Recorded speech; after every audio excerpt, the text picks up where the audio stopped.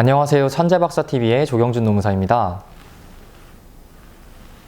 오늘은 일하다가 사고가 발생했을 때 또는 출퇴근 시에 재해가 발생했을 때 간단하게 산재 신청을 어떻게 해야 되는지를 알아보는 시간 갖도록 하겠습니다. 사실 이런 종류의 산재는 신청이 어렵지 않습니다. 방법만 알면 본인이 직접 할 수 있기 때문에 이 영상을 보시고 본인의 산재를 직접 처리하시거나 아니면 부모님이 다치셨을 경우에 이걸 좀 처리해주고 싶으신 분들에게 좀 많은 도움이 되실 것 같습니다. 거두절미하고 바로 본론으로 들어가겠습니다. 영상의 순서는 첫 번째로 산재 신청을 위해서 필수적인 서류는 무엇이 있는지를 살펴보도록 하겠습니다.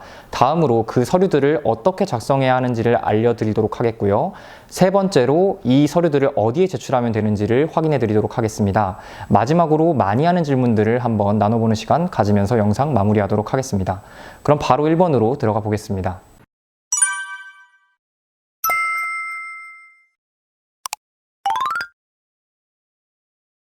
네, 산재 신청 시에 반드시 필요한 서류부터 안내드리도록 하겠습니다. 바로 최초 요양급여 신청서와 최초 요양급여 신청 소견서인데요.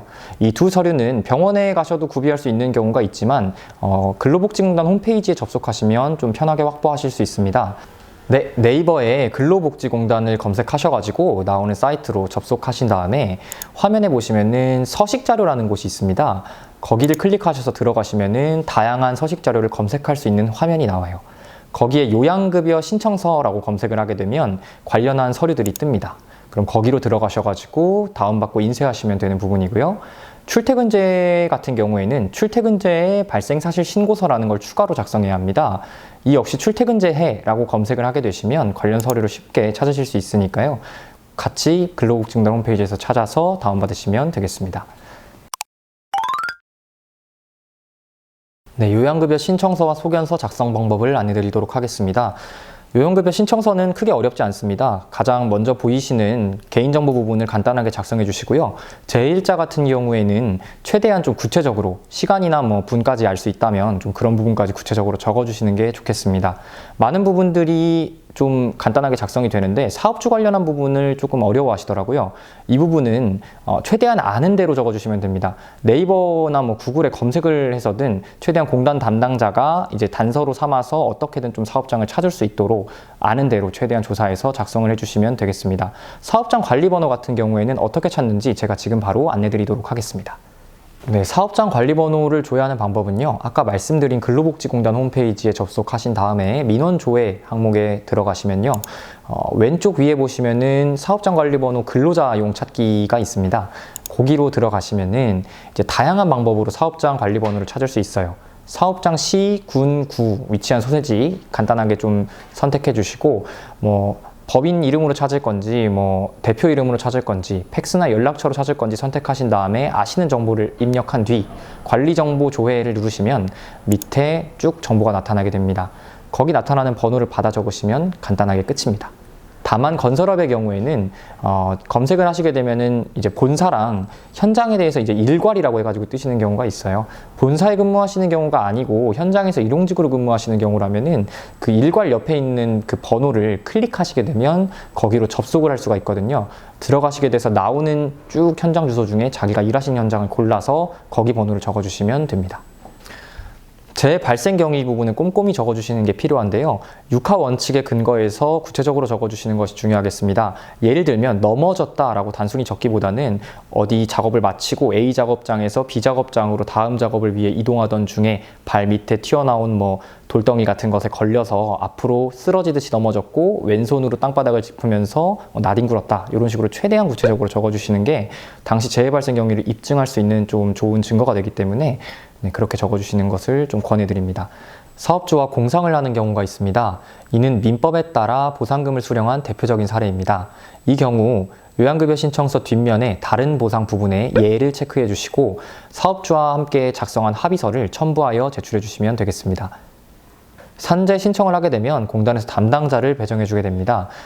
이때 여러분이 혹시 반드시 작성해서 제출해야 하는 부분을 공란으로 제출하셨거나 잘못 기재하신 경우에는 담당자가 직권 또는 재해자분과의 전화통화를 통해서 이를 보완하도록 좀 처리를 유도하고 있으니까 너무 걱정하지 않으셔도 되겠습니다. 요양급여 신청 소견서 같은 경우에는 사실 의사 선생님께서 작성해 주시는 것입니다. 치료받은 병원의 주치의분께 구체적으로 작성 요청을 드리면 되는데요. 원무과의 산재 담당자분을 찾아가셔서 요양급여 신청 소견서의 발급을 조금 요청드린 다음에 주치의 만나 뵙고 작성받아 오시면 됩니다. 관련해서 추가적으로 필요한 절차가 있으시다면 그쪽 통해서 안내받으실 수 있을 겁니다. 다만 가끔 주치의분께서 요양급여 신청 소견서 발급을 거부하시는 경우가 있습니다. 이 경우에는 상병명과 치료 기간 등이 명시된 진단서로 대체가 가능하기 때문에 이 진단서를 발급해 주시면 되겠습니다. 네, 위 서류들을 전부 구비하셨다면 이제 산재를 신청하시면 되는데요. 가장 간단한 방법은 소견서를 발급받은 병원의 원무과 산재 담당자분을 통해서 신청하는 것입니다. 요양급여 신청서 앞장에 하단부를 보시면은 이렇게 위임장에 서명하는 부분이 있는데 이 부분에 서명을 하셔가지고 제출하게 되시면 문제없이 진행이 가능합니다. 다만 이제 여러 불가피한 사유로 산재를 직접 신청하게 되시는 경우에는 근로복지공단에 직접 방문하시거나 아니면 우편, 팩스 등을 통해서 제출하시면 되는데요. 이 경우에 근로복지공단의 재활보상 일부 또는 재활보상부로 제출하시면 됩니다. 그렇다면 근로복지공단의 주소나 재활보상 일부의 팩스 번호 같은 것은 어떻게 확인할 수 있는지 제가 간단히 소개해 드리도록 하겠습니다. 근로복지공단 홈페이지에 접속하셔가지고요. 위에 공단 소개 탭에 들어가신 다음에 조직 안내를 클릭해 주시고 지역본부 및 지사로 들어갑니다. 들어가시게 되면은 지역본부 관할을 검색하시는 부분이 있는데요. 거기에다가 저희는 이제 저희 지역이 인천이니까 인천 경기를 한번 입력해 보도록 하겠고요.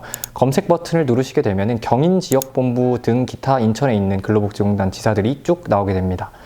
경인지역본부를 예로 들어서 옆에 상세보기 항목을 눌러가지고 들어가 보게 되시면 상단에 주소를 확인할 수 있습니다. 그리고 밑으로 조금 더 스크롤을 내려서 보시면은 재활보상 일부 또는 재활보상부의 팩스 번호 또한 나와 있으니까요. 이 부분을 참고하셔가지고 여기로 우편 또는 팩스를 보내주시면 되겠습니다. 네, 산재를 접수하시게 되면 가장 먼저 공단에서 재해조사에 착수하면서 이제 산재가 접수되었다는 사실을 문자나 공문 등을 통해 재해자한테 알리게 됩니다. 그리고 다음으로는 사업주한테 보험가입자 의견서라는 것을 보내서 사업주의 의견을 한번 듣게 되죠.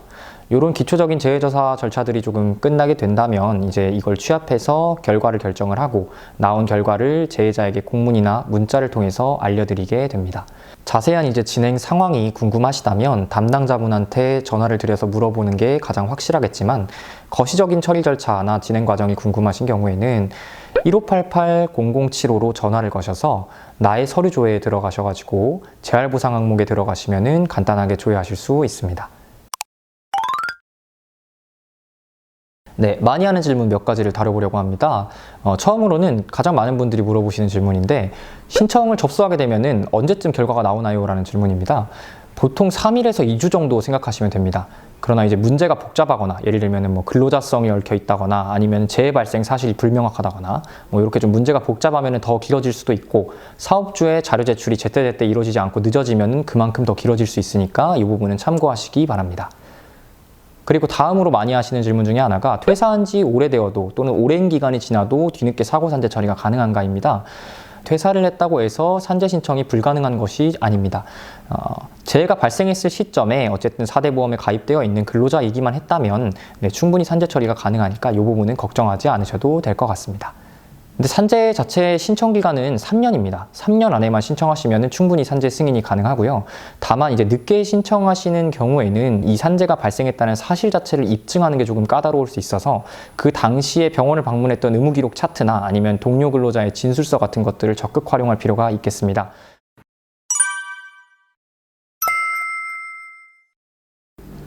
네, 오늘은 전반적으로 사고산재를 어떻게 혼자 처리할 수 있는지에 대해서 알아보았는데요. 영상 많은 도움 되었으면 좋겠고요.